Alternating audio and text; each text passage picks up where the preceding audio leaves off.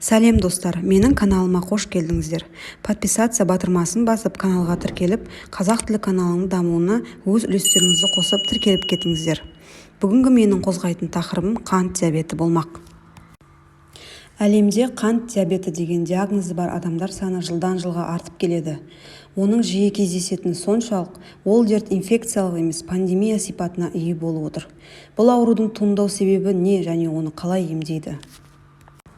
Дүниежүзілік денсаулық сақтау ұйымының мәліметі бойынша, жер ғаламшарындағы тұрғындардың шамамен 6% қант диабетіне шалдыққан. Ең өкініштісі, бұл дерт жылдан жылға жасарып келеді.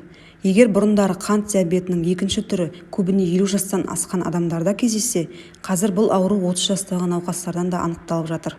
Осыдан 30 жыл бұрын қант диабетінің екінші түрі қарт адамдардың дерті деп саналды.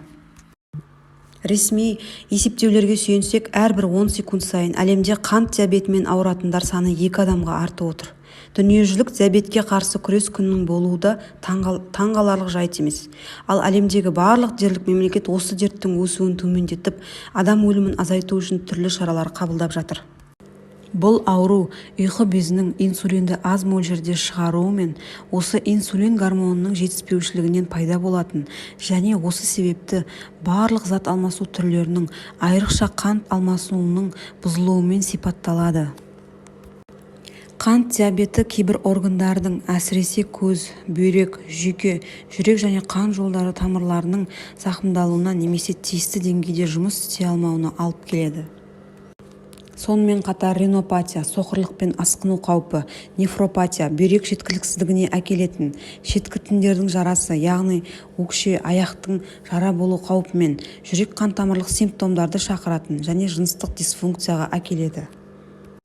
Диабеттің екі түрі бар.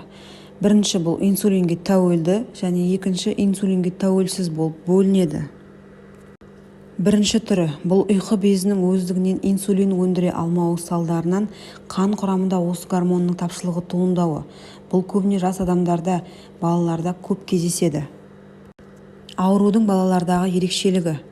Ауру қатты екпінді басталады.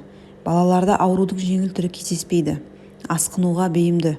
Бұл қауіпті асқынулардан кейде комаға да түсіп кетіп жатады.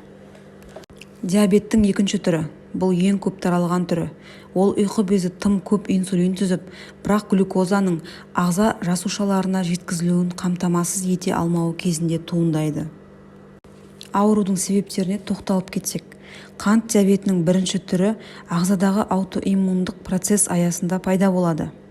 Жүйеде ақау болып, ағзаны қорғауға тиіс иммунитет жасушалары ұйқы безіне шабуыл жасай бастайды. Уақыт өте келе ұйқы безіндегі инсулин түзетін жасушалар саны азаяды да қант диабетінің симптомдары пайда болады. Диабеттің екінші түрінің туындауына біз өзіміз кінәліміз. 21 ғасырдың дерті семіздік екені ешкім үшін жасырын емес. Диабеттің қатысы қанша? Қатысы бар, себебі семіздіктің 80% ерте ме кеш пе қант диабетіне алып келеді. Семіздікке ұшыраған әрбір екінші адам қант диабетіне тап болуы ықтимал. Семіздікті адамның жай ғана косметикалық ақауы деп қарастыруға болмайды. Бұл ақырында қант диабетінің екінші түріне алып келетін метаболизмдік ақаулардың кешені. Оған адамның жасы да әсер етеді. Егер адам өзі қорыталатын шамадан көп мөлшерде тамақтанса, онда оның ағзасына түскен энергетикалық ресурстар май жасушалары түрінде сақтала бастайды. Яғни семіздікке алып келеді. Қант диабетін емдеу және алдын алу. Диабеттің бірінші түрі инсулин көмегімен ғана емделеді. Науқасқа тұрақты режимде ағзаға инсулин жіберіп отырады. Бірақ қазіргі уақытта донордағы ұйқы безін трансплантациялаудың тиімділігі туралы мәселе қарастырылып жатыр. Мұндай бірнеше ота жасалып та қойды. Диабеттің екінші түрінде емдеу нұсқасы көбірек. Біріншіден белгілі бір диета мен өмір салтын өзгерту жеткілікті болуы мүмкін. Дәрігер науқас жағдайына қарай дәрі тағайындайды. Бұл аурудан қалай сақтану керек? Ауру астан демекші дұрыс тамақтану. Майлы тамақты аз, өсімдік талшықтарын көп пайдаланыңыз. Күніне рационыңызда жеміс-жидектер болуы тиіс. Көмірсутегіне бай азықтарын көп пайдаланыңыз. Бұл қанға глюкозаның жетуін бәсеңдетеді, холестериннің деңгейін төмендейді.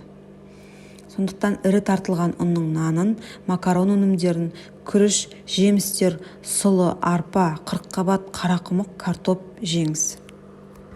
Кішкентай порциямен әр 4 сағат сайын тамақтаныңыз.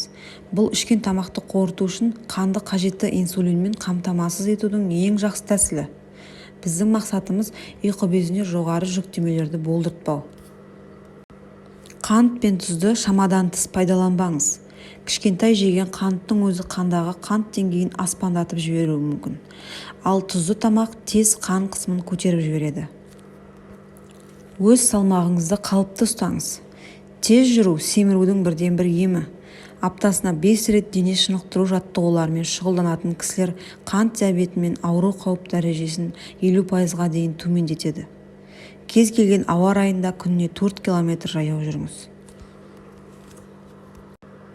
Қазір диабетке қарсы тиімді препараттар өте көп. Олар сіздің өміріңізді ұзартуға үлкен сеп бола алады. Бірақ мен бұл ауруға тап болмауға кеңес берер едім. Таразының бір басында тәттілер, бір басында сіздің өміріңіз, оның ұзақтығы тұрған кезде дұрыс таңдау жасау керек деп ойлаймын. Өмірді өзгерту керек. Сапалы және сау өмір бұл ешбір тәттіге алмастыруға келмейтін артықшылық.